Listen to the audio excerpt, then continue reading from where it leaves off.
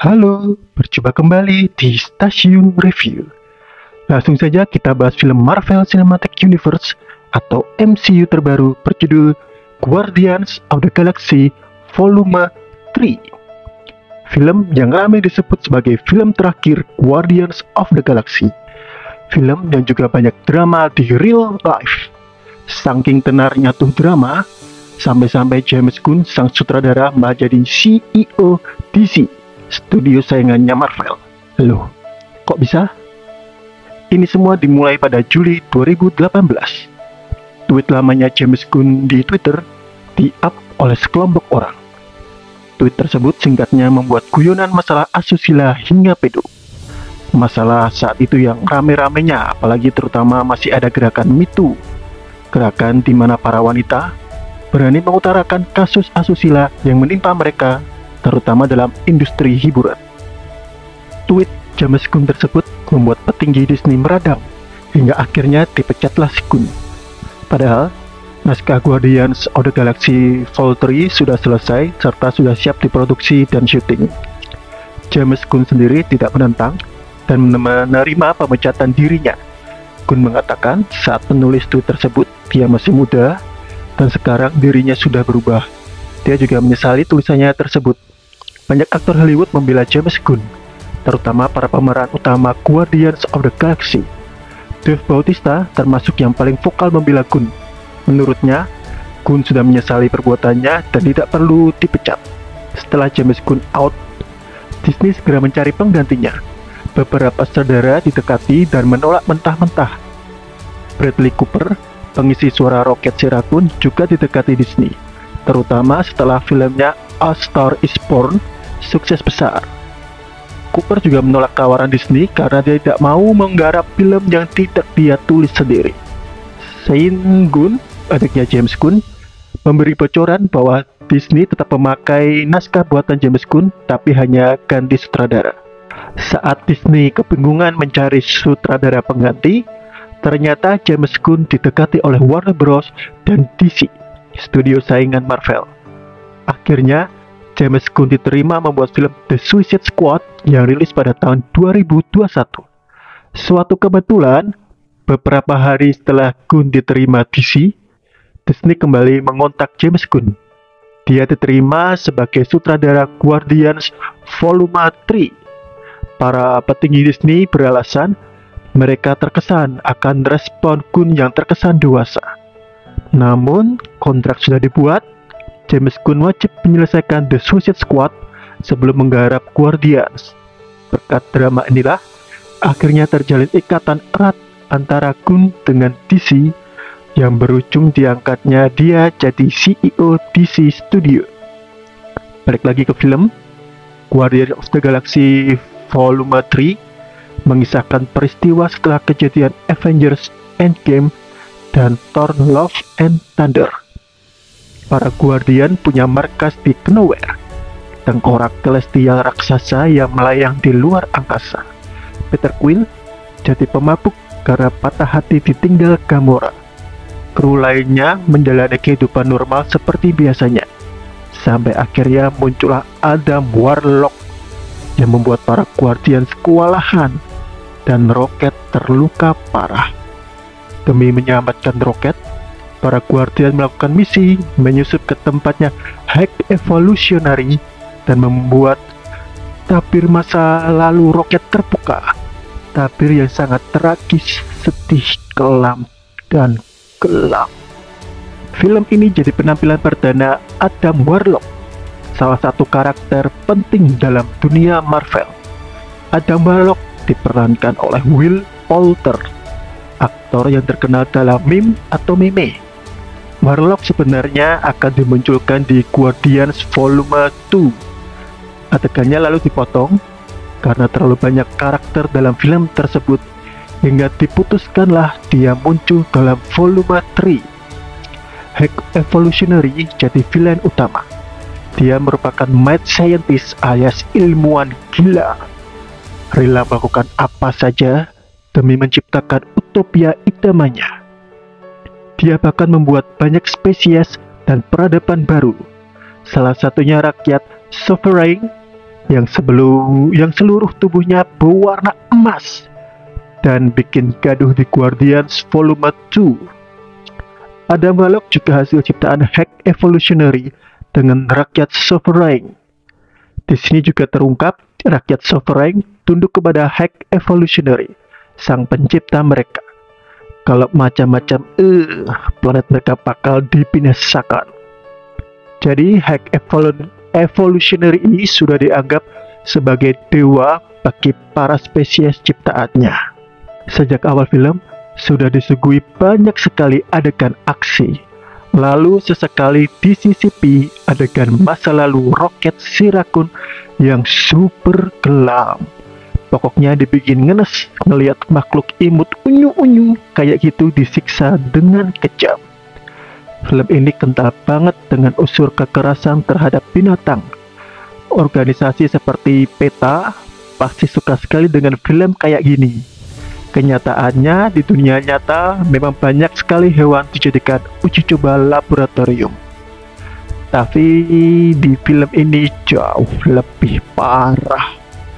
Dan tara, Gamora muncul lagi setelah sebelumnya ditumbalin Thanos demi batu abadi. Penulis Avengers Endgame memang sengaja menghidupkan lagi Gamora supaya karakternya bisa dipakai oleh James Gunn di Guardians Volume 3. Tapi saat Gunn ditawari menghidupkan karakter Yondu, dia menolaknya. Dia beralasan karakter yang tewas dalam film buatannya akan tetap tewas karena pengorbanan karakter yang sudah tewas tersebut berguna buat pengembangan karakter lain. Sementara itu, Gamora tewas di film lain yang tidak dia tulis atau sutradarai. Peter Quill berkali-kali berusaha menyatakan cintanya ke Gamora, mengenang masa lalu mereka bersama. Tapi Gamora tidak bergeming, karena Gamora yang sekarang ini berbeda dari Gamora yang mencintai Quill yang telah tewas ditumbalin Thanos. Adegan Quill ngegombali Gamora lumayan kocak, bikin banyak orang ketawa. Anggota Guardians lainnya seperti Nebula, Drax, dan Mantis lebih sering lempar sarkas, saling ejek satu sama lain. Namun dalam perjalanan ini, mereka jadi bisa semakin dewasa. Dan Groot jadi makin bulky, badannya gede. Adegan duet dia tarung bareng Star-Lord jadi salah satu scan paling keren di dalam film ini. Naasnya, penampilan Adam Warlock yang sudah ditunggu-tunggu ternyata cuma ngebadut. Dia nggak ubahnya kayak si Drax, kuat tapi ngebanyol dan pelin-pelan. Mungkin karena dia masih bayi ya, jadi bingung mau gimana. Semoga kedepannya dia nggak dijadiin badut beneran kayak Thor kemarin. Penampilan si Adam juga singkat, muncul bentar, terus hilang, muncul lagi, hilang lagi. Gitu terus sampai akhir film. Anggota Guardian juga sama, kadang kuat, kadang loyo, tapi lebih banyak loyo dan letoynya. Kalah mulu, padahal di film sebelumnya, apalagi saat menghadapi Thanos dan pasukannya, mereka itu kuat-kuat. Ini aja ngelawan kroco-kroco kalah, gemes dan gregetan ngelihatnya. Yang berguna cuma Nebula, Gamora, dan Groot aja. Kalau Star-Lord mah tiba-tiba di saat genting doang dia jadi cerdas. Itu utamanya adalah si Hack Evolutionary atau yang diterjemahkan berarti evolusi tertinggi. Digambarkan serem, bengis, kejam, kuat, dan super cerdas. Tapi kalah cerdik sama Musang. Dia nggak segan-segan ngehancurin planet. Bahkan Ayesha yang dendam kesumat sama Guardian terlihat ketakutan dan tunduk di hadapan Hack Evolutionary. Adam Warlock juga nggak berkutik saat ngelawan Hack Evolutionary di salah satu skin. Tapi sayangnya, Hack Evolutionary ini gampang banget kalahnya sama Guardian. Saat ngelawan Hack Evolutionary, Guardian Galaxy yang sebelumnya keok ngelawan Kruco-Kruco tiba-tiba jadi super kuat. Nggak konsisten asli. persis kayak Gore the God Butcher kemarin di Thor Love and Thunder. Bintang utama film ini tentunya Rocket si Raccoon. Cerita masa lalunya benar-benar menyayat hati. Sedih banget ngelihat dia disiksa, dijanjikan mendapat surga, nggak taunya malah ini mendapat akhir tragis. Cerita Rocket bersama hewan-hewan temannya sangat mengharu biru. Pantas saja di versi trailer diedit jadi unyu-unyu, tapi nggak taunya di versi real filmnya hewan-hewan tersebut punya bentuk serem, bikin nggak tega ngelihatnya. Tapi adegan kayak tersebut nggak sampai bikin nangis. Saat puncaknya adegan yang seharusnya pecah bikin mewek, malah ganti adegan lain. Hollywood ini ya emang keseringan bikin cerita sedih super nanggung. Mereka ini perlu belajar ke film marker Korea. Banyak teka-teki siapakah yang bakal tewas di film ini, mengingat ini jadi film terakhir Guardians di tangan James Gunn. Ada yang bilang Rocket, ada yang bilang Drax, tapi silahkan nonton saja karena banyak sekali plot twist tidak tertebak. Setidaknya film MCU akhirnya nggak cinta-cintaan melulu. Semua karakter di sini berusaha mencari jati diri mereka, dan mereka berusaha menemukan makna dalam kehidupan mereka di dalam galaksi yang luas tersebut. Dan kekuatan persahabatan dan family jauh lebih kental. Nggak heran karena ada Vin Diesel sebagai Groot. Makanya family alias keluarga itu nomor wahid, numero uno alias nomor satu. Nggak ketinggalan, nuansa nepotisme juga kental di sini. Sean Gunn, adiknya James Gunn, porsi karakternya jauh lebih banyak dan lebih penting.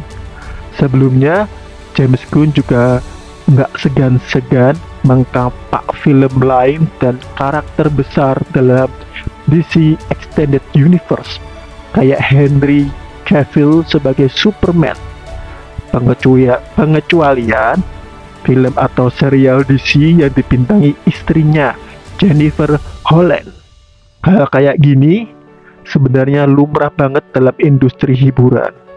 Guardians of the Galaxy Volume 3 pecah rekor sebagai film dengan protestik terbanyak di dunia, mengalahkan The Grinch tahun 2000 yang dibintangi Jim Carrey. Protestik ini merupakan riasan wajah hingga bentuk tubuh sampai bentuknya berbeda dari manusia biasa. Contohnya ini si Drax dan Gamora.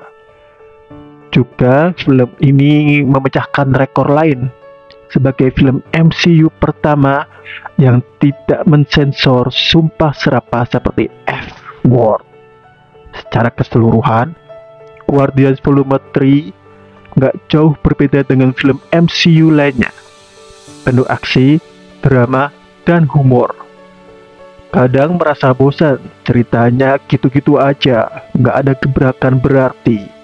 Bedanya cuman ini jadi film yang terakhir.